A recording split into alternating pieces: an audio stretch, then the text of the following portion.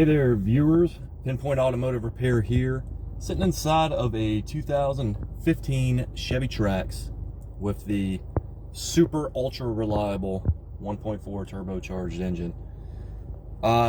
Customer complaint, check engine light. Went ahead and scanned for codes, and the fault code we're going to be addressing is P0496-Flow during non-purge. This is a very easy code to diagnose, and I'm just going to be honest with you, 99.9% of the time, it's the purge solenoid. But we're going to do our checks. I'm going to show you how I check these things out. Very easy. Should be a pretty short one. So let me show you what I do. Okay, so I've just got the scan tool on here. I've cleared all the codes out of it because I had some other issues that I was looking at for as well. I just got back from a test drive. So I'm going to get out of here. I'm gonna go to engine, okay? We've got the automatic in this one. So I'm gonna go right to functional tests, okay? And what I'm looking for is output controls. Let's see if I can get this glare off the screen. Oh my gosh, the sun does not make video any easy. Okay, and the test I'm looking for here is EVAP, purge, and seal. And I'm looking through my phone.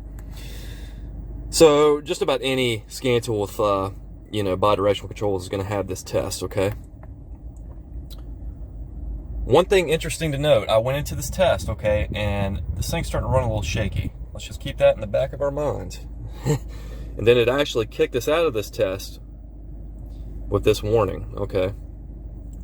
So I'm going to try to go back into it. I may raise the engine speed up a little bit just to lower the intake manifold vacuum, so hopefully we can get into this test and do this. Alright, so now that I'm in here, I'm going to deselect all of this stuff. And there's only really three things I want to look at, and that's vent solenoid valve command, EVAP purge solenoid valve, duty cycle, and the other one I want is fuel tank pressure voltage, okay? So there's our fuel tank pressure sensor voltage. Click that, hit back. And it's still letting us in this test. I've got the engine speed up, so hopefully it doesn't kick us out. And what I want you to notice is look at our fuel tank pressure vacuum, okay? So currently the EVAP vent solenoid is open, it's venting. And we've got, we're kind of oscillating around 1.8 volts on the fuel tank pressure sensor. Now, let me explain this for a second. So, something to note on GM vehicles, atmospheric pressure, what you should see normally on the fuel tank pressure sensor voltage is around 1.5 volts. I see anywhere from 1.4 to 1.6 on good systems. It just kind of depends on how old the sensor is, a number of other things. Anyways, so seeing this 1.8, even with my idle speed elevated, that already tells me I'm getting vacuum into the tank, okay? So let's go back to the scan tool. So back on the scan tool, you guys are gonna have to excuse this glare, I'm sorry. Now, as you see here, we're currently venting. All I'm going to do, okay, all I'm going to do is I'm going to hit the seal button. What that's going to do is it's going to close the vent, and then if this purge solenoid is in fact leaking, we're going to see this fuel tank pressure voltage number here. We're going to see it start climbing as vacuum in the tank increases. So I'm just going to hit the seal button. Actually hit it. Okay, and there you go. And when we hit 3.5 volts or so, typically it'll kick you out of the test. And there we go, vacuum too strong EVAP system. So the final checks we need to do are under the hood, so let's go there. So we have the hood popped. If you look here on the back of the engine, this is our purge solenoid. This is what we're going to be addressing here. Now, some things to know about these are normally closed valves, okay?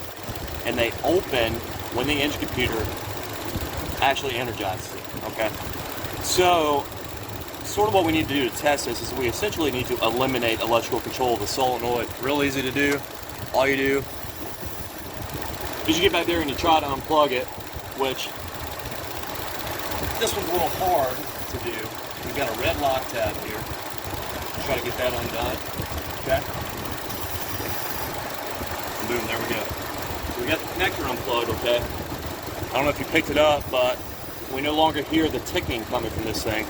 Now the final check we need to do, this line here is the actual manifold vacuum feed from the intake. So we have manifold vacuum going to the purge valve, and then when we actuate the purge solenoid, we have vacuum going through here, through this line, all the way back to the charcoal canister, and that's what actually provides the vacuum on the tank. So to check this thing for leaks, all we need to do is disconnect this line here. If I can. It's got this funky green lock tab. I'm going to try to get it off.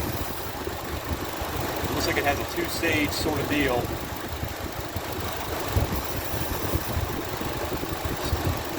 I realize you can't see.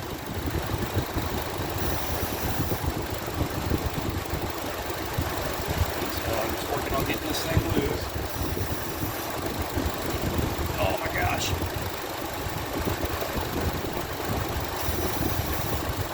Just trying to pick up on this tab. And it appears to be pretty stuck. Okay, so there's one step. See, we got that little guy up. Hopefully you can see that we were able to lift that tab up a little. Oh my gosh. This thing does not want to unplug here. There we go. Okay. So, pick up on the little green lock and then push down on the little green button. That should come off.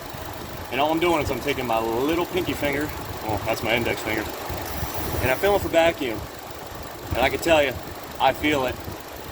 You can't, because you're wherever you are. So let me get a vacuum gauge and I'll show you that. So there we go. Courtesy of Harbor Freight, handy dandy vacuum pressure gauge. Been using it for years. Always works. Until it doesn't, but currently it's working. So, since you can't feel what I'm feeling, I'll just take this. You watch the gauge, I'm just gonna put the hose on the end, and boom. Oh, let me make sure there's no glare. I'll show you one more time. Boom. Okay? Now remember, there should be no vacuum here. This valve is normally closed, so that is confirmed. We have a leaking purge solenoid on this vehicle.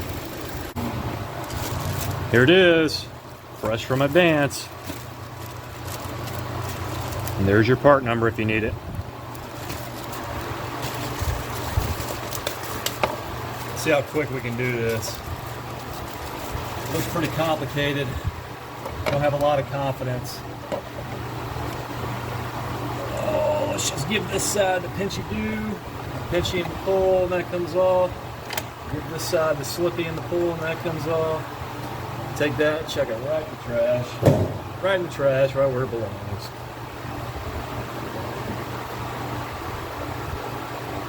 We'll go ahead and slip our new one on. Okay. Go ahead and snap that onto the intake. Nice click. We'll push our line. We'll leave that off. Alright, let me start it up, put a vacuum gauge on. Okay, new valves installed. Make sure you can see that. Okay. Just gonna go right to the back side of the valve. And that's what a good valve looks like. Connector unplugged, we have no vacuum here. So that's a fix. Now let's take a look at what it looks like on the scan tool with the test we were doing earlier. Okay, gonna go right back into purge and seal. Okay. Loading. I'm gonna pull up those same PIDs we had before. Sorry for the shaky camera work and the glare. EVAP vent, EVAP purge. And fuel tank pressure voltage is what we want.